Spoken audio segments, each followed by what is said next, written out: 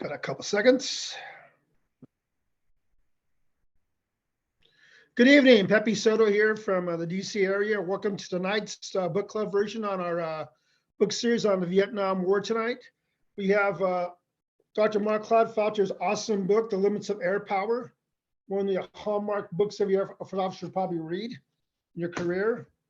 And we're lucky to have Dr. Clodfelter here with us. And I now introduce the CEO of the Air Force Historical Foundation, General Mobile Holmes. Over to you, sir. Hi, everybody. Thanks, Pepe. Hi, everybody. Good evening and welcome to our next round of our book club. As you know, this year's book club sessions are focused on Vietnam, and what could be better than one of the best known looks at air power in the conflict in Vietnam. We're really happy to have with us Dr. Mark Clodfelter. Dr. Clodfelter is a graduate of the United States Air Force Academy. He did a couple of tours as a radar controller in the Air Force, and then started down a journey as a historian and teacher, a couple of tours teaching at the Air Force Academy. He was an instructor at the School for Advanced Air Power Studies. I was one of his disappointing Class 3 students, but took an awful lot from that class. He finished his career as the PAS, I believe, at the University of North Carolina's ROTC detachment. And two of his great loves are the United States Air Force, its Academy, and the University of North Carolina. We're going to talk about his book on the limits of air power in Vietnam, but you can also find one of his, I don't know if it's his latest work, but it's his latest published, I think, a novel that's published on Air University Press. You can download it, called Between Two Shades of Blue, which is about the Air Force Academy and a University of North Carolina basketball team and the effect they had on a student there. He spent many years teaching at the National War College, was a revered instructor there, retired and was given the title Professor Emeritus at the National War College. We're extremely fortunate to have him here with us. Thank you, Claude, personally, for taking the time to join us. And Pepe, over to you and Dr. Clodfelter. Okay, Claude, the stage is yours, sir. Over to you, sir. Thanks, Pepe, and thanks very much, General. Let me say up front, I'm a class of 1977 graduate from the Air Force Academy, so obviously I did not serve in Vietnam. In fact, I don't remember much about the war as I was growing up and was a high school student, a junior high and high school student while it was going on. I can remember when Nixon mined Haiphong Harbor in May of 1972. I was a junior in high school. And believe it or not, the only thing I remember from December 1972, when Nixon did his great linebacker 2 bombing offensive there around Christmas, the only thing I remember about the month of December 1972 was in that month, I received an appointment to the Air Force Academy. So you may well be wondering, what caused me to write what ultimately became The Limits of Air Power? Well, several factors at work. First of all, my dad, he was a corporal in the 20th Air Force in World War II. He was stationed there at Tinian when the Enola Gay made that fateful mission on Hiroshima. And he told me all about what it was like to be in the Pacific, but more importantly, I guess, he made sure I saw all of the strategic bombing movies from World War II as I was growing up. So, of course, I saw 12 O'Clock High, Command Decision, The War Lover. If it was about B-17s or B-29s, believe me, I saw it. And then when I got to the Air Force Academy there in 1973, all of the instructors there were military at that point in time. And virtually all of them had wings over their left pocket. And those that did had all flown in Vietnam. And almost to a man, they told me, they said, you know, if Lyndon Johnson had turned us loose the way Richard Nixon turned us loose there for 2 weeks in December 1972, we would have ended that war in no time flat. And I thought, well, gosh, these guys were there. They flew the missions. They should know. And then when I got out in the real Air Force there, after I graduated in 77, I was a weapons controller, GCI, and all of the, not all, but most of the pilots I was controlling there had also flown in Vietnam. They told me the same thing. If Johnson had done what Nixon did in 72 and 65, war would have been over in a heartbeat. And I thought, gosh, well, again, these guys were there. They should know. But the spark that really got me going was when I went to Korea in 1980 as a lieutenant, first lieutenant now. And my boss was a Major John Allen. And he had flown 3 B-52 missions over Hanoi during Linebacker 2. And needless to say, he told me stories of what it was like. He was up there the night of December 20th when we lost 6 B-52s shot down and 2 heavily damaged. And he said, you know, we were going in a stream, 1 mile between aircraft and 3 miles between cells, and we were all going in straight line, same altitude, same airspeed. And he goes, yeah, we were terrified, just absolutely terrified. And he said, all of a sudden, about 7 or 8 miles ahead of him was an enormous explosion. And a B-52 had taken a SAM hit in a bomb bay. And he said that was the only time during Linebacker 2 when there was absolutely no radio or intercom communication for 30 solid seconds as everybody who could watch that enormous bomber spiral down to earth. He was also up there on the 26th of December, and that's when we put 120 B-52s over Hanoi and Haiphong in a 15-minute time span, attacking from 7 different directions, very different from what had occurred there at the start of Linebacker. And then he was up there on the last day, the 29th of December. And for most of the Linebacker missions, particularly those there at the very beginning and those there at the end, we would attack in 3 waves. And you'd have a wave that attacked at 7 p.m. local time, another at midnight, and another at 5 a.m. And he said, we were up there on the 5 a.m. mission. And he said it was just beginning to be a little bit of light outside, and you could look out and you saw thousands of people evacuating Hanoi. He said they were just getting the heck out. And he said, and at that point, it was easy pickings. The North Vietnamese had shot up all their SAMs, or shot off all their SAMs, and they had 0 left. No losses the next to last day and the last day of Linebacker 2, none. And he said, so there we were. We had the North Vietnamese on the ropes, and Nixon made us stop. He goes, hey, Clyde, you were the history major. Why did Nixon do that? Why didn't he make us stop when he had them on the ropes? And I thought, well, that was a good question, but I didn't have the answer. And I said, sir, I don't know. But when I got to grad school a few years later, I decided to make that my mission, try and answer John Allen's question, not just from the standpoint of why we stopped there when we did in Linebacker 2, but also to examine the entire air war against North Vietnam and how it was conducted and how successful that air war was. And so when I got to grad school at the University of North Carolina, I was a very diligent grad student. I tried to look at as many primary sources as I could. I went to the National Archives, Library of Congress, spent 3 weeks at the Air Force Archives there at Maxwell, looked at all sorts of documents, but I also did quite a few interviews. I got 10 minutes on the phone with Robert McNamara, who refused to see me in person and said he would only give me 10 minutes.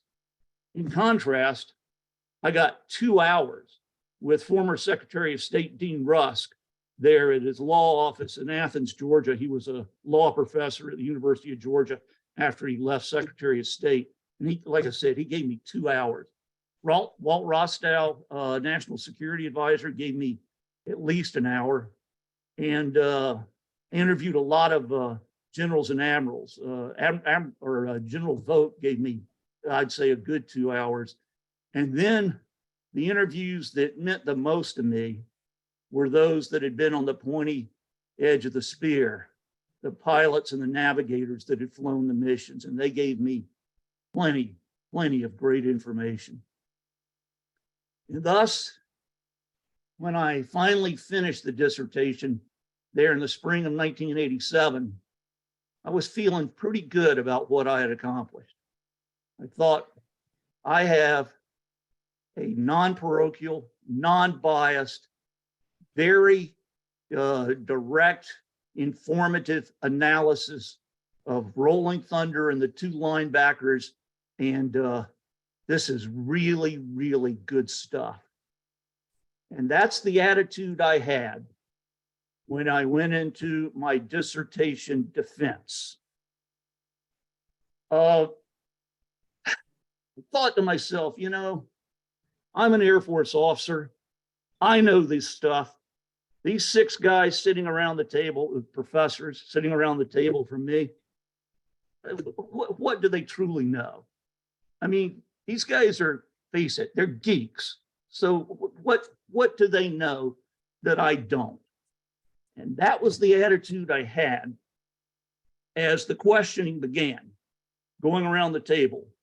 One person would ask a question and then the next and the next. First 15 minutes, man, I am feeling so good. It's like fastballs down the middle. Boom, boom, boom, boom, boom, boom. I'm nailing everything. I feel it. It's great.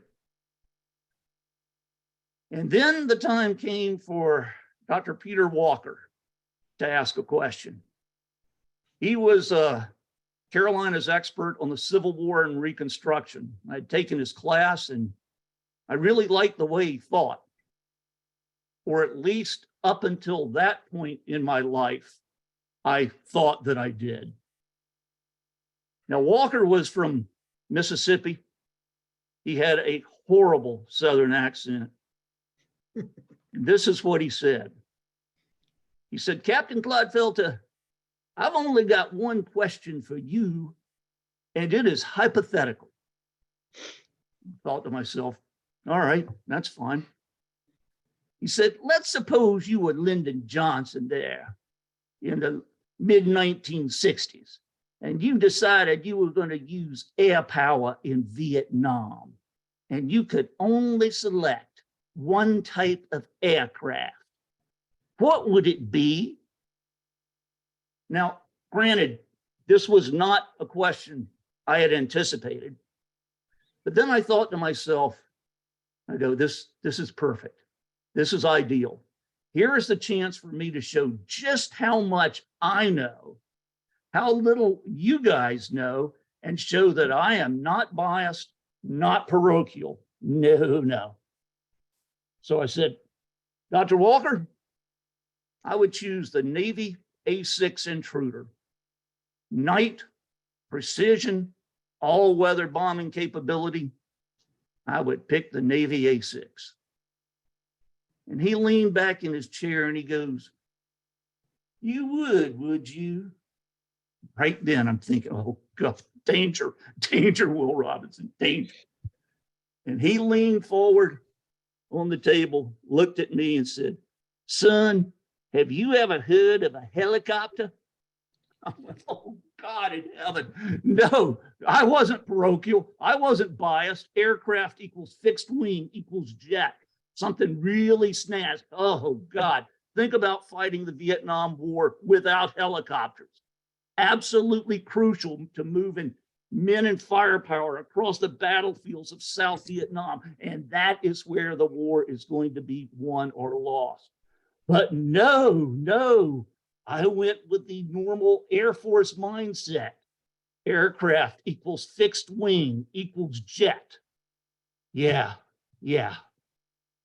I shrunk to about 3 inches in my seat, turned fire truck red, and let's just say that the next 2.5 hours of my dissertation defense were not as fun as the first 15 minutes have been. All right. Did I lose you guys? No, Clyde, we're just, you know. Okay, I can't, Yeah. I don't see anything on the Zoom, so I was just wondering. But anyhow, I wanted to give that background because that was my motivation. And I will say, when I went into the dissertation, which ultimately becomes limits of air power, my fundamental premise going in was, if we had done it the way Nixon did it in the spring of '65, we would have ended the war in, I don't know, maybe 2 months max. But that was my fundamental premise going in. Needless to say, that premise changed.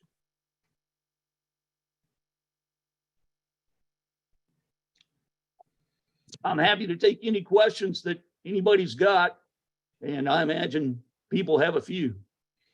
Well, Clyde, start out first, Clyde. And I have a call them question Clyde, from- we're good friends, but okay, now go ahead.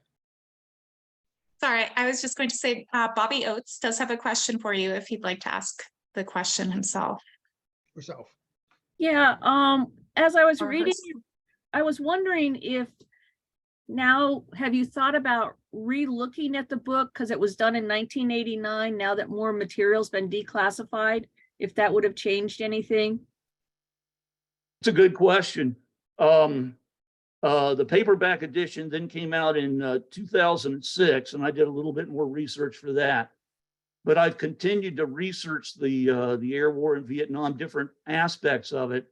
I got a sabbatical in, I actually got 2 sabbaticals when I was teaching at War College. The second came from 2015 to 2016.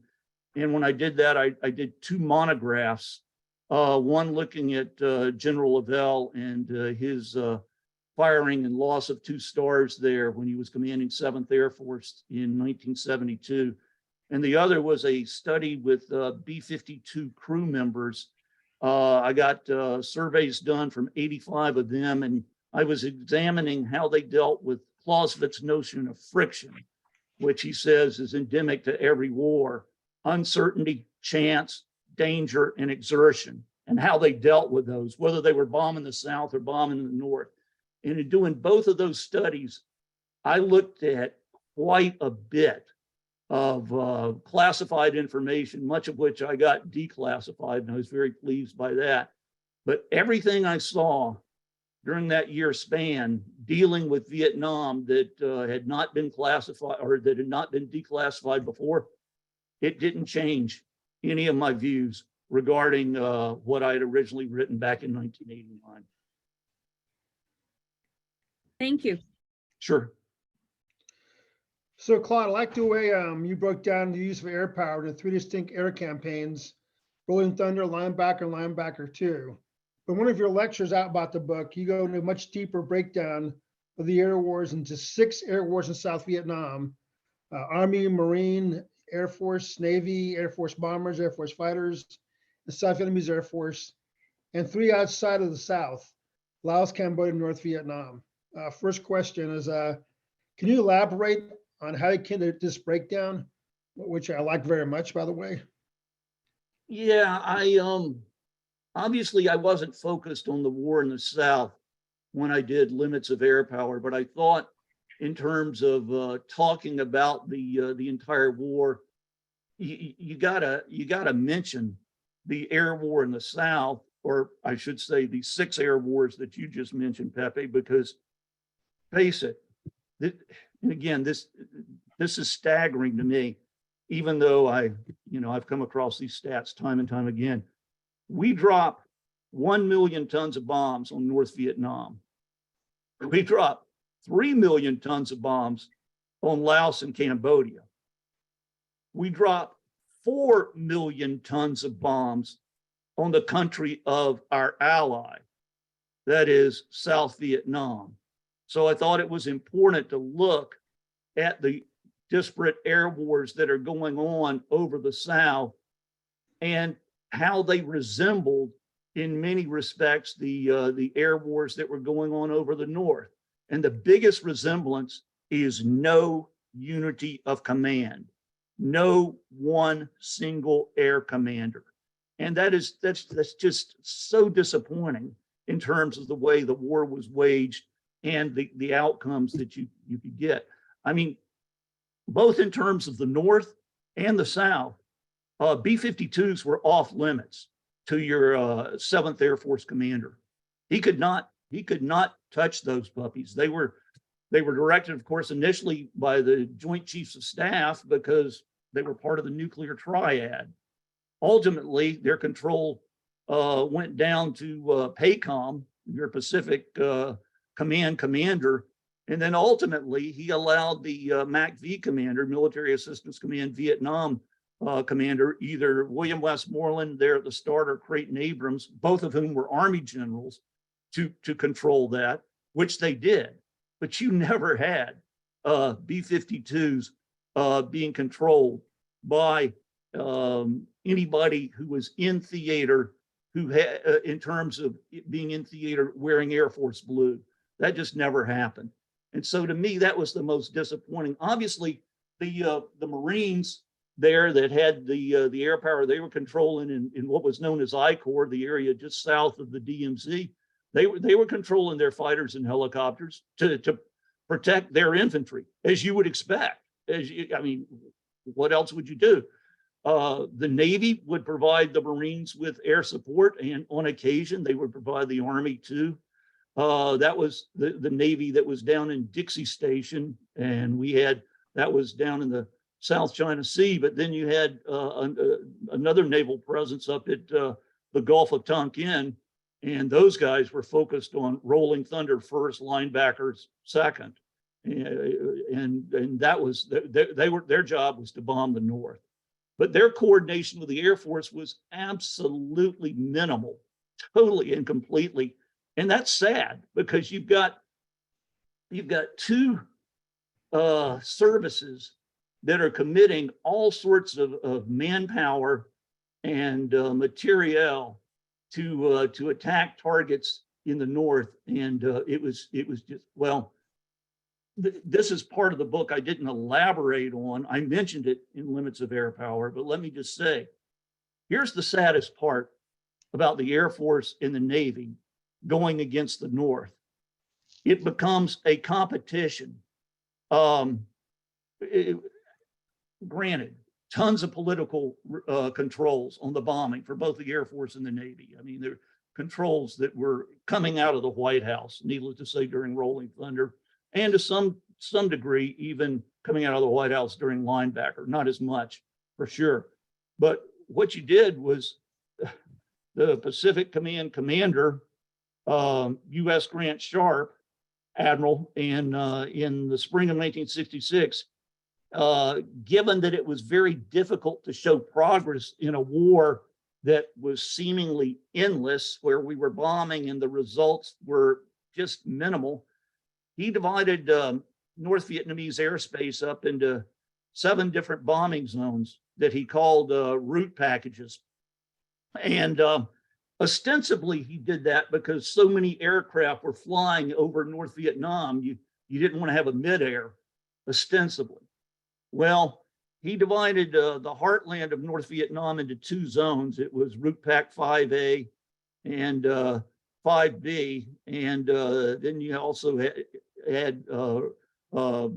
anyhow, the Air Force had 2 zones in the northern North Vietnam. The Navy had 1. The Navy had Haiphong. The Air Force had Hanoi. And with no real ability to demonstrate progress became the number of sorties that were flown over North Vietnamese airspace. And you got a competition to do that. In the summer of 1967, Spike Momeyer was your 7th Air Force commander, and he used to ask to see, for his daily stand-up at 0600 every morning, he asked to see 2 slides that showed flying activity over North Vietnam the previous day. The first slide said sortie total over North Vietnam Navy, and the second total said sortie total over North Vietnam Air Force. And if the second slide didn't have a higher total than the first, heads rolled. I actually talked to a Navy A4 pilot who told me that he went out to do the walk around. His mission was the Tanhoy Bridge, which was the toughest target in North Vietnam, the Dragon's Jaw, as it was known. It was attacked 700 sorties and never knocked down during Rolling Thunder. 700 sorties. Well, his mission was the Tanhoy Bridge, and he went out to do the walk around of his A4. He looks under the aircraft and there's no bombs. So he goes up to his crew chief and goes, "Hey, you guys are usually very good, but somehow today you forgot to put bombs on my aircraft." And crew chief looks at his clipboard and goes, "No, I'm sorry, sir. I don't know anything about what you're going to be attacking, but we don't have bombs for your aircraft today." He goes, "You're kidding." Crew chief goes, "No." He goes, the pilot goes running into the tower, tracks down the CAG, and he goes, "Sir, what's my target for today?" And the CAG says, "It's the Tanhoy Bridge." He says, "Sir, do you realize that there's no bombs for my aircraft?" The CAG goes, "Yeah." He goes, "Sir, what am I supposed to do?" He goes, "When you get there, strafe it." He said, so I took off, arrived at catapult launch, made it over the target area, and I fired my 20-millimeter cannon up and down the span of the Tanhoy Bridge, but it was kind of like shooting a BB gun at a wrought iron fence. Came back, landed, and as a result of what I did, the Navy sortie total increased by 1. You had the Air Force doing the same thing. I used to ask my students there in my air power class at National War College, I said, suppose you were an F-4 squadron commander during this time. And by the way, there was a bomb shortage too, because we had used up all our conventional ordnance there in the first year and a half of Rolling Thunder, thinking that, gosh, we're never going to do that again. So we had to go back to our NATO allies and ask them if they would sell us the surplus bombs we had sold them for $1.50 a piece at the end of World War II and Korea. And they said, sure. And they sold them back to us at $21.50 each, slight markup. But there's a bomb shortage there. And I used to ask my students, I said, suppose you're an F-4 squadron commander and you're going to attack the Tanhoy Bridge. I said, how many aircraft are you going to send? And you've got 32 500-pound bombs to attack it. How many aircraft are you going to send? Oftentimes they would say, after hearing the story, they would say 32. And I said, no, about the only thing I remember from my physics and aero classes at the academy was it would be better if you had a bomb under each wing for aerodynamic stability purposes. So now how many are you going to send? And they would, of course, say 16. I go, that's right. And you may well get a promotion out of this because you may have the highest sortie total in 7th Air Force there in Southeast Asia. Just utterly bizarre. Competition, no unity of command, just a violation of one of the fundamental tenets of war, unity of command. Never had it. Not in the South, not in the North, nowhere. Excuse me, sir, I have a question. I'm Mike Brazelton. I was a F-105 pilot in the first half of '66, flying out of Tuxley. I flew a total of 111 missions.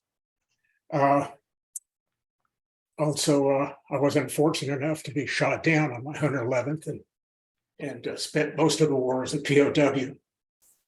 But when I got there, I was surprised that some of my first missions, and I'm talking about now 4 105s in a flight, each loaded with 600 6 750-pound bombs.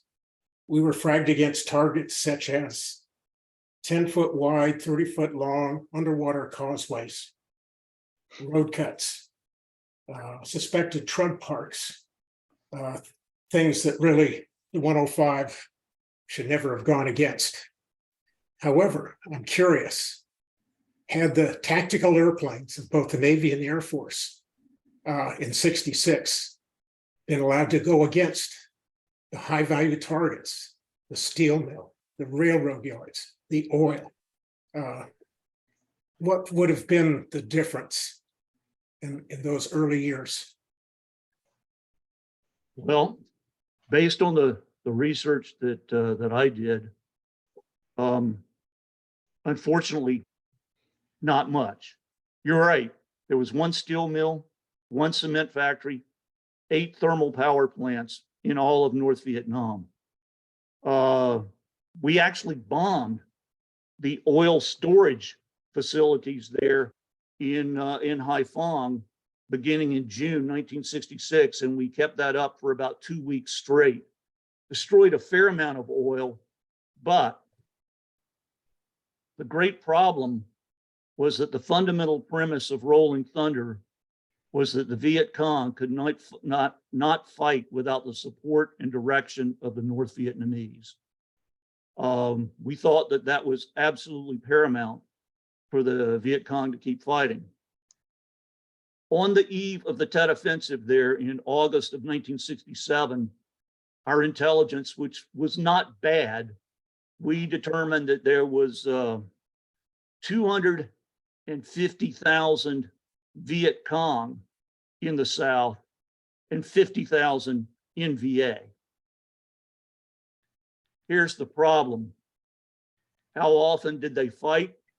During this part of the war, the Rolling Thunder part, they fought an average of 1 day out of 30. Now they fought certainly more than that during the Tet Offensive or the Siege of Khe Sanh or Con Thien or something like that. But for most of the Rolling Thunder period, 1 day out of 30. Get these stats. In 1967 and 1968, which were the years of peak combat activity for America in Vietnam, all of the Army and Marine patrols we sent out to make contact with the enemy on so-called search and destroy missions, 1% did. 1% of all of those we sent out during that 2-year span. When you add in the ARVN troops, the Army of the Republic of Vietnam, the South Vietnamese, that total drops to 1/10 of 1%. They control the vertical, they control the horizontal, and they only fought when they thought it would be advantageous for them to do so. And thus, even though we're blowing away immense numbers of amounts of supplies there on the Ho Chi Minh Trail, and we're hitting high value targets in North Vietnam, which we were by 1967. We blow away the cement factory, the steel mill, and take out quite a few of the thermal power plants. It made no difference because the character of the war was so infrequent. Now, that does not mean by any stretch of the imagination that Americans didn't die during that 2-year span. In 1967, we lost 10,000 Americans dead. In 1968, we lost 15,000 dead. 1/4 of those, 6,000, were killed by mines and booby traps. They controlled the vertical and the horizontal. They did not need that immense amount of supplies that we thought they did. So the fundamental premise that they needed that they needed the Norse resupply was simply flawed. And if you look at the other part of the equation, did they need the Norse direction of the war? No. Many of your Viet Cong fought because they hated the regimes in South Vietnam. I used to tell my students, pick your favorite South Vietnamese leader, Diem, Con, Ki, Chu, all paragons of virtue, just great, great people. They were horribly corrupt, totally out of touch, and hell, they were Catholic in a predominantly Buddhist country. So many of the Viet Cong fought because they hated that leadership. They just hated it. One of the books I read that I thought was incredibly insightful, it's called a Viet Cong memoir written by Trong Nhu Tong, who was their Viet Cong Minister of Justice. He said, we wanted the Saigon government out. That was their first objective. And the second objective was they wanted Americans out. And you got to ask yourself, well, why in God's name did we support such a fundamentally corrupt, out of touch population? And here's the kicker, because they were not commies. They were not good people, but they were not commies. And at that point in time, communism was the great evil, the great enemy. And we were definitely going to oppose a communist regime that was supporting the Viet Cong in the South. But man, the VC didn't need it. Now, after the Tet Offensive, when they do fight pretty much conventional war with us and they come out of hiding, and so too does the NVA for that matter, American firepower blows them away. So for the remainder of the war there, from 1969 on till 1973, you're not going to have a large amount of Viet Cong conducting the fight. In fact, the NVA is hurt so badly that they revert, much like the Viet Cong that is left, and there's not many of them, to fighting a guerrilla conflict that's waged very infrequently, back to one day out of 30. And not until 1972, when the North Vietnamese army has licked its wounds in the aftermath of Tet and built up and got tremendous resupply from the Soviets with T-54 tanks and 130 millimeter artillery when they come south for the Easter offensive. Well, then it's an entirely different type of war. And the targets we hit during Rolling Thunder, which are much the same targets that we hit during Linebacker, they have telling effect because the character of war has now changed from a predominantly guerrilla conflict to a conventional type. I mean, what the NVA does in the spring of 72 is very similar to what the Germans did in the Blitzkrieg there in May of 1940 against France, except they don't have the air power. But they've certainly got the armor, and they've certainly got the artillery, and they've got 120,000 well-trained troops that are just marching through the South Vietnamese in very fast fashion. So sorry for the long-winded answer, but that's my take on why it would not have helped. And I will also say, you hit the high value targets there. You do what the air commanders from both Air Force and Navy wanted to do there in the spring of 1965. You go in, you do that in a 6-week air campaign that takes out the cement factory, the steel plant, the thermal power, all that.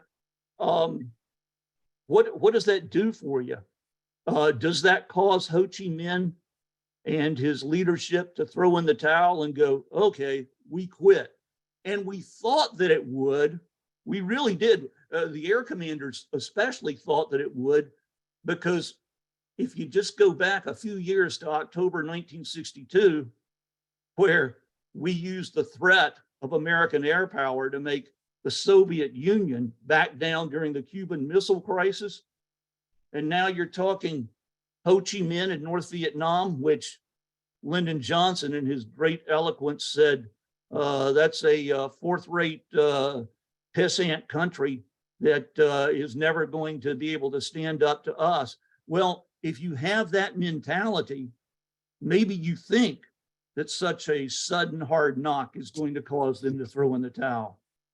But after fighting the French for oh God, so many years, beginning in 1947 all the way through 54, and then continuing to consolidate. I don't see them backing down. I really don't. And so, could be wrong. It's a counterfactual. It's a hypothetical. Would it have caused Ho Chi Minh to throw in the towel? And that's just it. If he had thrown in the towel, I say, so what? Take away the 50,000 NVA there in August of 1967. You still got 250,000 VC that are fighting a great guerrilla war that we don't have an answer to. And thus, bombing the North to win in the South, we thought it would work, but our fundamental premise that the Viet Cong needed North Vietnamese support and direction was fundamentally flawed, in my opinion. Okay, we got some more questions from the field. So Mel, you want to grab those? All right, Claude, we have a question from Mr. Gerald Whitcomb first, and then we have a few after his question as well.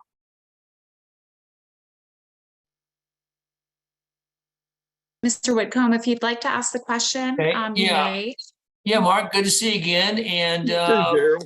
I'm going to shift gears on you. Let's talk about General Lavelle and Oh. work that you did on that, basically to lead us to the point where I think he deserves exoneration for everything that happened to him in the 1972 period when I was there, incidentally bombing the Ho Chi Minh Trail. Right. And it was full of enemy trucks then too.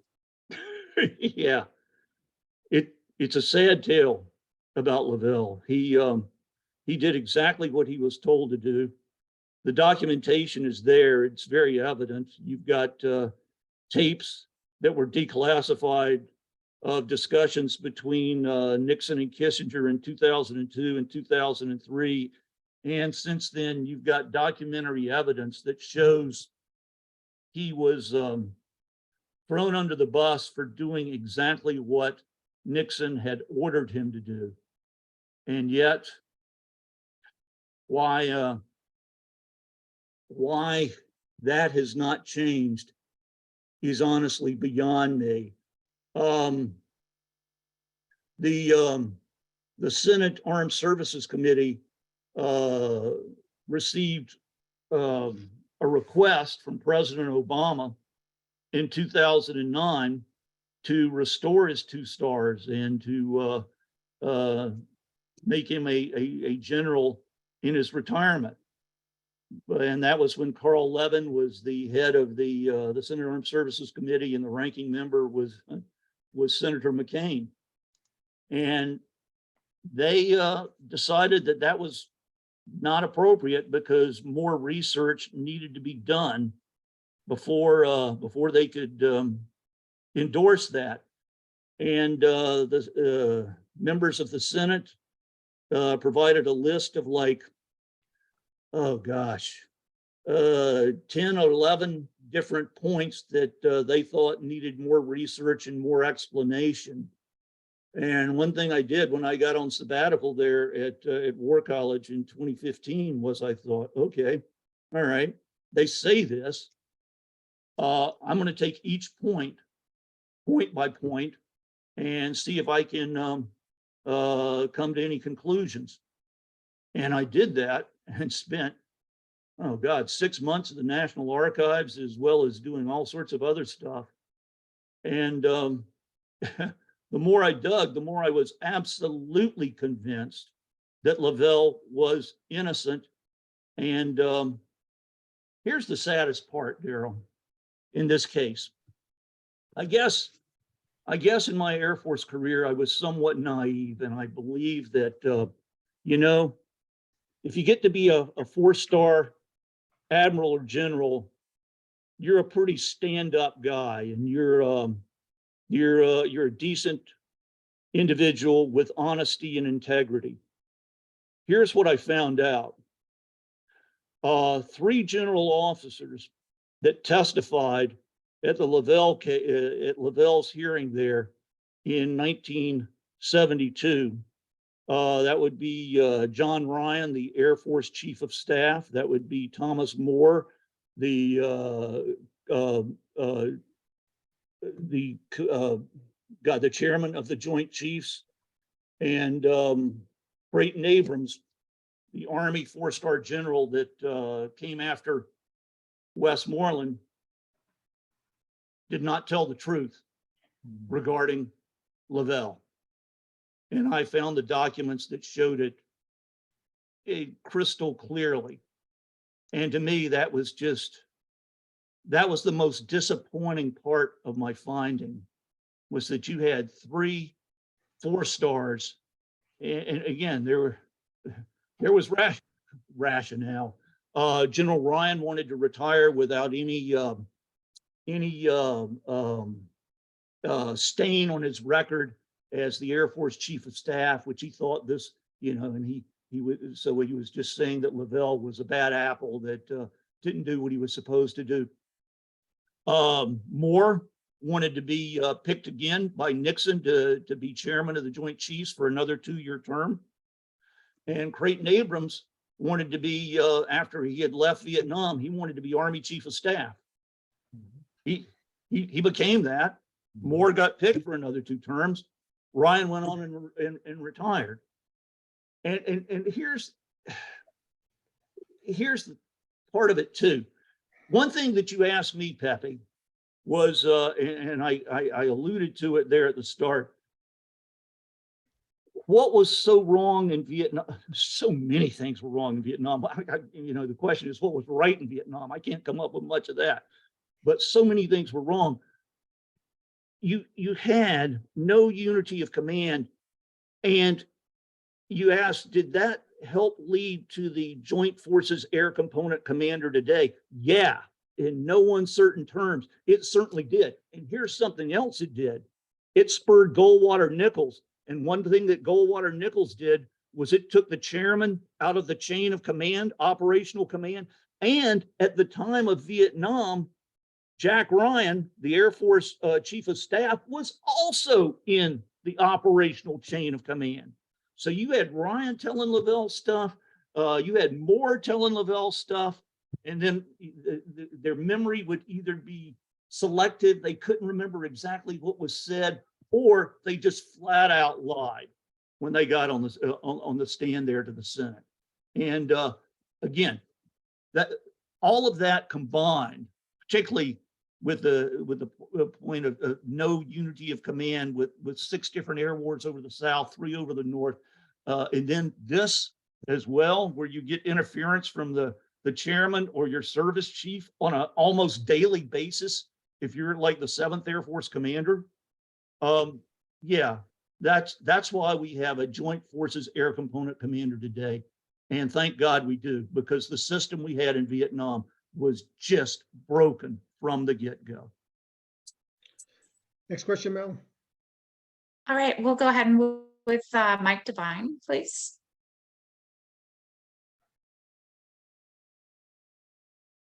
And if Mr. Devine doesn't have audio, or I can go ahead and read his question. Go ahead. Sure. All right, if you can hear me now.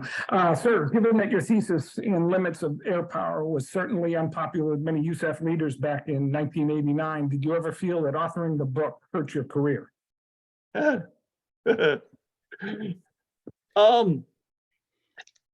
Short answer is no, but let me provide a caveat. General Holmes will appreciate this story. So I leave the Air Force Academy there, where I'd been the director of military history, and I go down to Maxwell Air Force Base, which is starting up its new school of advanced air and space studies. And I get down there, and this was in, oddly enough, this was in January of 1991, right after Desert Storm had begun. This is like maybe 2 weeks into Desert Storm.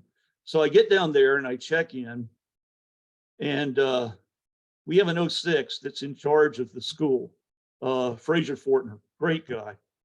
And after I got all squared in, checked in, and taken care of, and was getting ready to start to actually produce something that might be useful for the class that was coming in the following summer, he calls me into his office, the head of SAS, and he says, do you I will leave the three-star general's name out of the story. He goes, do you know General so-and-so? And I said, well, sir, I certainly know of him, and I may have chatted with him once or twice, but no, I really don't know him. He goes, well, how do you explain this? He pulls out an envelope from behind his desk, and it's got a copy of the limits of air power in it, and then it's got a note. And the note was written to the Air University commander. And it said, do you really want somebody who has written this book teaching at your nifty new school? Signed, the general, the three-star. And he shows this to me and he goes, you got any explanation for this? I said, no, sir, I don't. And he goes, well, the Air University commander just wanted me to pass this down your way. And so I'm fulfilling what he wanted me to do. I said, okay, sir. I was extremely fortunate that the Air University commander was,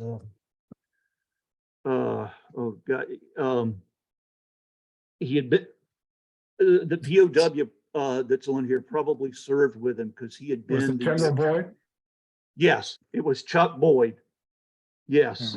And Boyd later came to me and said, well, I just wanted to see that you might have critics out there and be aware of that. So that was, yeah. And General Boyd was, the whole time I was at SAS, he was a huge supporter. And I thought he was a great Air University commander. And I was thrilled when he got his 4th star and went to Europe. So, oh, by the way, speaking of which, we're good. Daryl, back to what you said about Lavelle. I drew up a list. I had retired generals. I had 43 of them, and they all endorsed. They all signed saying that General Lavelle should get his 2 stars back.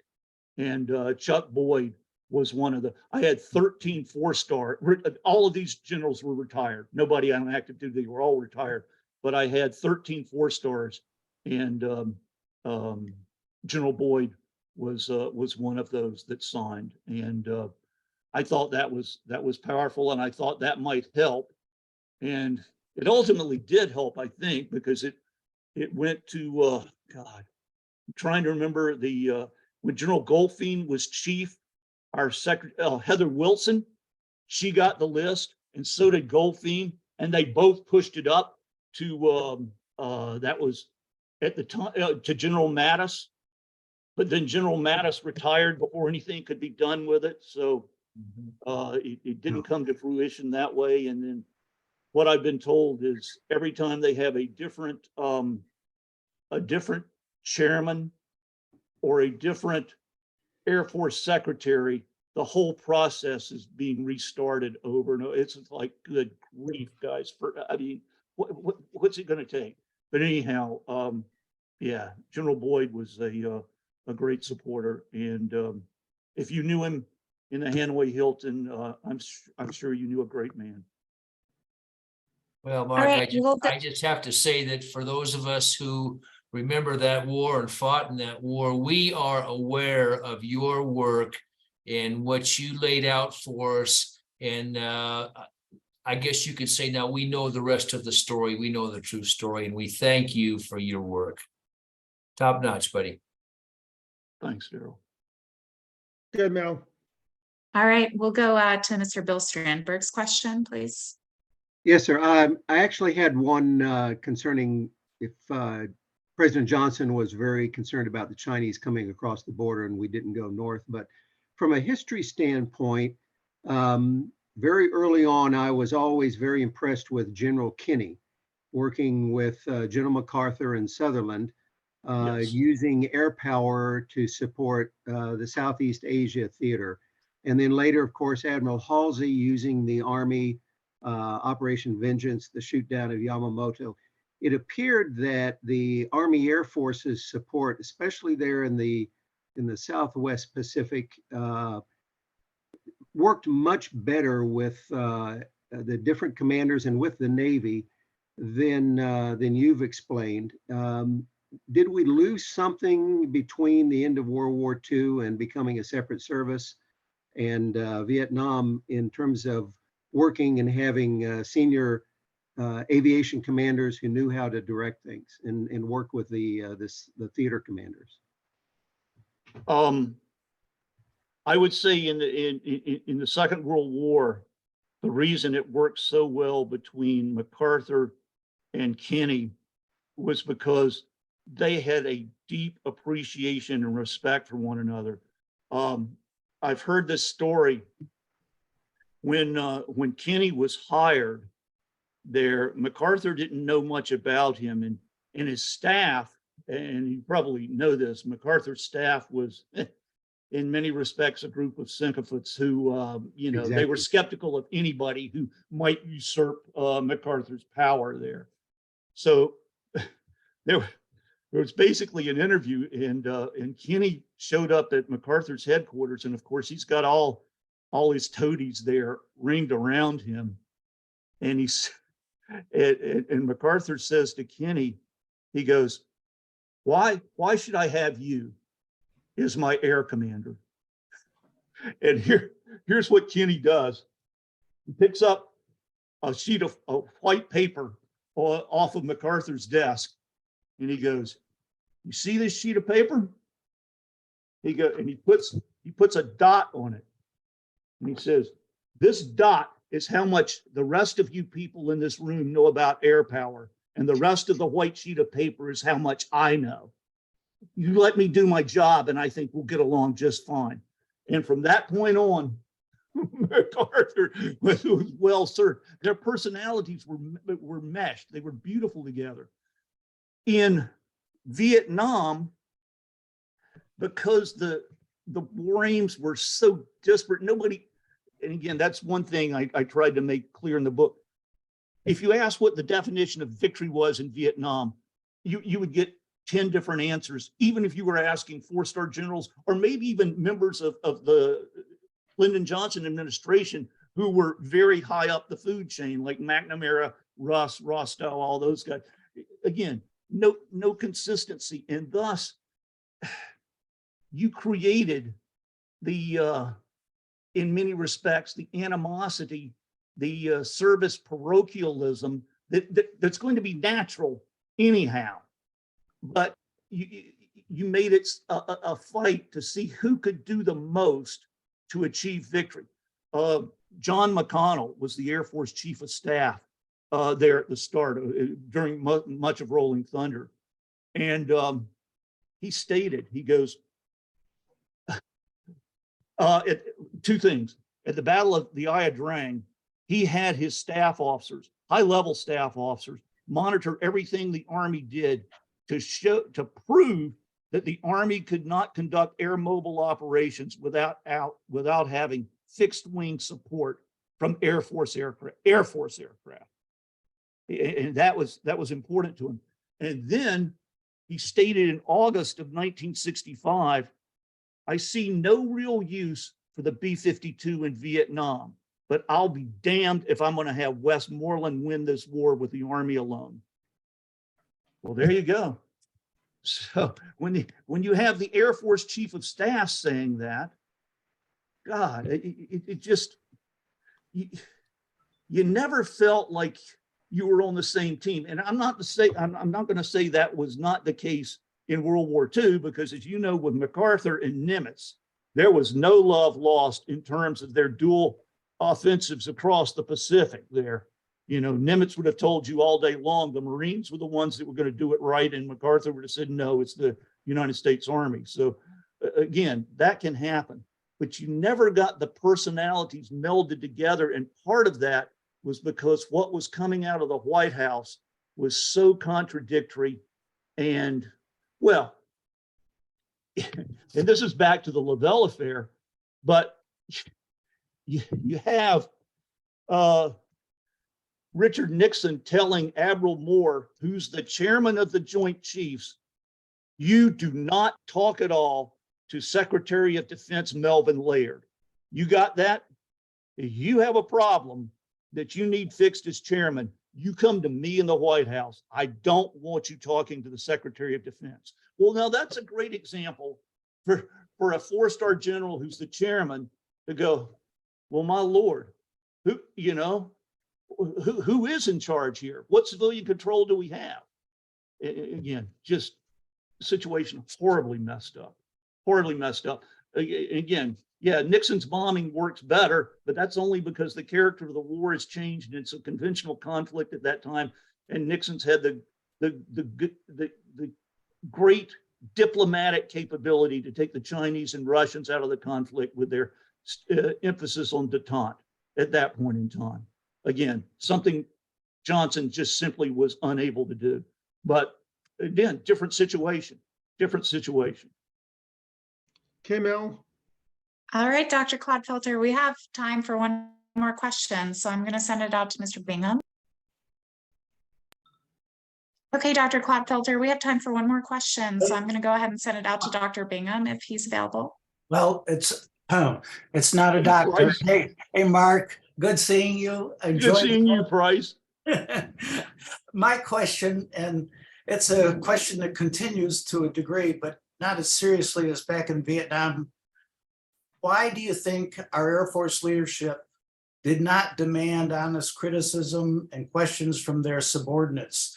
Our tactics frequently were flawed. You've already talked about we didn't have enough bombs, but we would order our people to fly sorties without a full load because it just, I saw it, my 3 tours, the lack, the fear of someone criticizing, they didn't demand from subordinates honest evaluations. It was fear of questioning anything. And even later on, I noticed in my career, we always say we want innovation, but if you say something or criticize a policy or program, you know, they could land on you with both feet. They really didn't want people to say what they really thought. And I don't think you can have an effective military in which you don't have integrity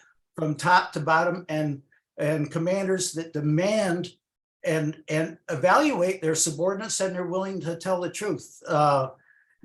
There was a Naval Institute Proceedings article that talked, I don't know if it was actually true, but supposedly a commander came in without having his original staff. And so he wanted to find out about his staff. So he had a draft order and asked them to evaluate this draft order. And the next day he questioned them what they thought of it. And he went around the room and they were, oh, this is great. This is what we needed to do. And only one person raised his hand and said, you know, I see these problems, and these problems. The commander said, thank you very much, walked out of the room.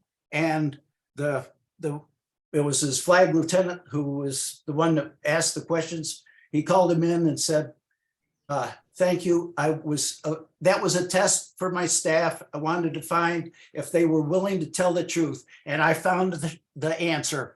And I don't know if any of how many commanders are willing to ask from their staff and give them that type of test. What do you think?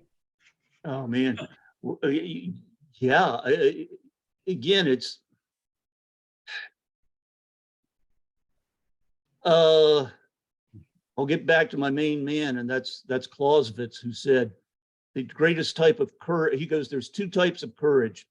There's courage on the battlefield, you know, the type that most people can relate to. And he goes, that's important. You've got to have that. That's essential. He goes, but more important is moral courage, the ability to think through a difficult problem and to say, hey, this is not right. This is wrong. And perhaps be willing to sacrifice a career, you know, to do that. That is an incredibly hard thing to do. And yet you've absolutely got to have that if you're going to be a successful military. You've got to have the guys saying, hey, this is dorked up. Like after the first 3 days of linebacker 2, stop it. You know, this is wrong. But so it's so easy when you've got all those parameters. And let me say this too. In the type conflicts you have for most of Vietnam, you couldn't tell whether you were winning or losing because there were no lines on a map. You couldn't see where the enemy forces had been pushed back or taken hits or anything of that nature. And thus, you continued in many respects to do the same thing you had been doing because you didn't know what else to do.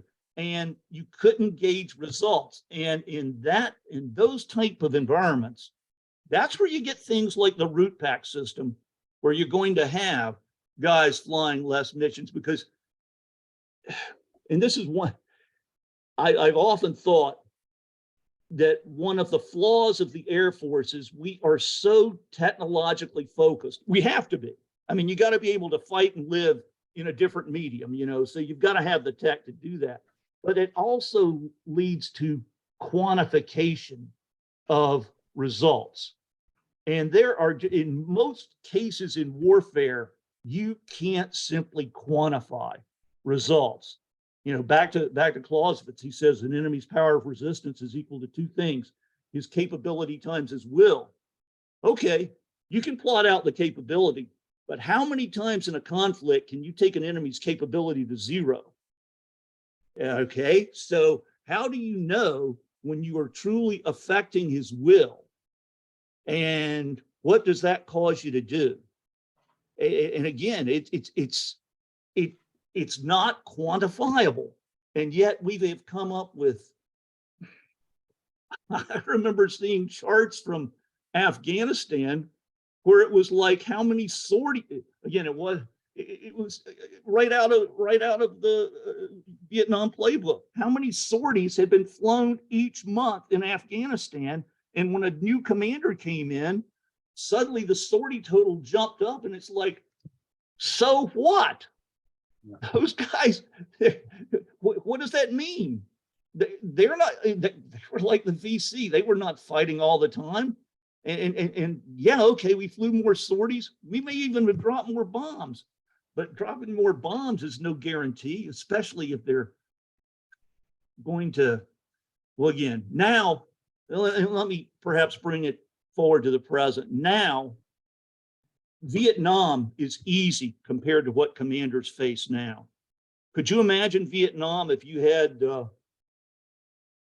this, where you were getting insight from God and everybody every day via this, whether they were a reporter or just a guy that happened to be on the street or something? Everybody's their own newsman now, and they're putting out stuff which may or may not be correct. And by the way, the other guys are doing it too. My God, the Russians and Chinese have fabulous websites that look wonderful that are totally bogus, completely bogus. So too did Al-Qaeda, ISIS, you name it. They're all good at this stuff. And what do you do against an enemy like that? And God, collateral damage? Oh, whether it's made or not, the other guys might blow something up themselves and say you did it. Well, that's, oh man, how do you deal with that? And we didn't have to deal with that type of stuff in Vietnam. And yet that war was incredibly confusing and often in disarray. And now you've got that. I used to tell my students at War College, compared to what you're going to face, Vietnam was straightforward.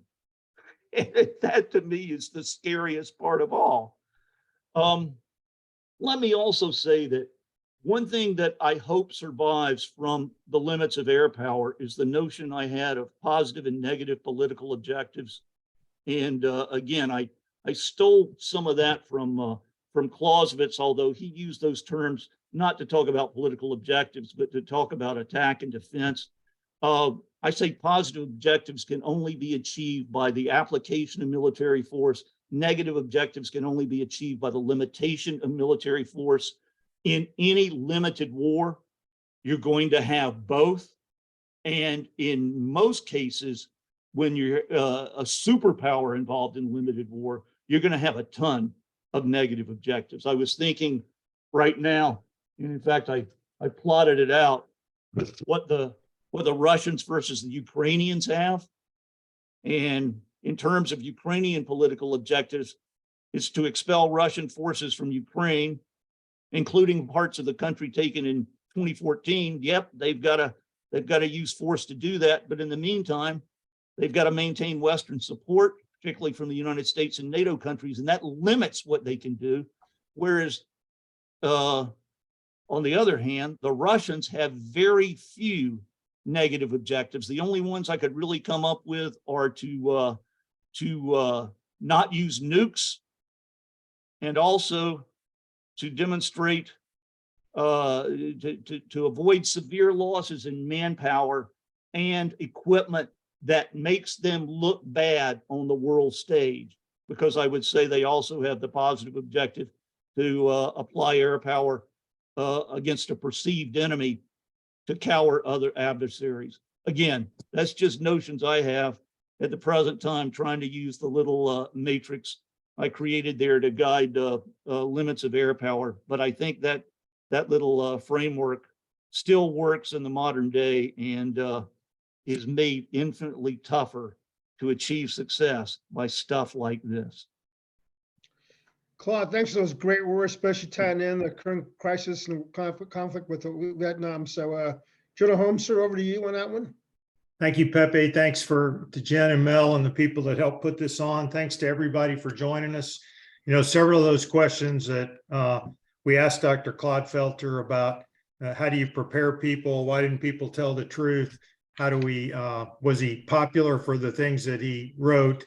You know, I would tell you that he helped prepare a generation of young airmen and officers from across the services at the War College to learn how to evaluate multiple opinions through multiple sources, to pull those together through analysis and form opinions and make plans. The 3-week course on Vietnam that he taught when I was a student at SAS, we did exactly that. We read multiple viewpoints, not just his. We evaluated the views of others. We came to some opinions. And one of the most interesting things we did was we did an exercise of the very early days. I think it was like 1966, and we had to draw up what we would do with air power if we were the unified air component commander and how we would set that up. So Claude, you instilled that a desire and a hunger for doing that in a whole group of officers. We appreciate the impact you've had on the Air Force and all the services through your career at the War College. And thanks very much for joining us tonight. Thanks, General. In tonight's session, everybody, next month we'll have, or probably July, we have the next book being Max Booth's book, Road Not Taken, by Edward Lansdale, the guy who coined the phrase coin and probably top coin experts you ever heard about.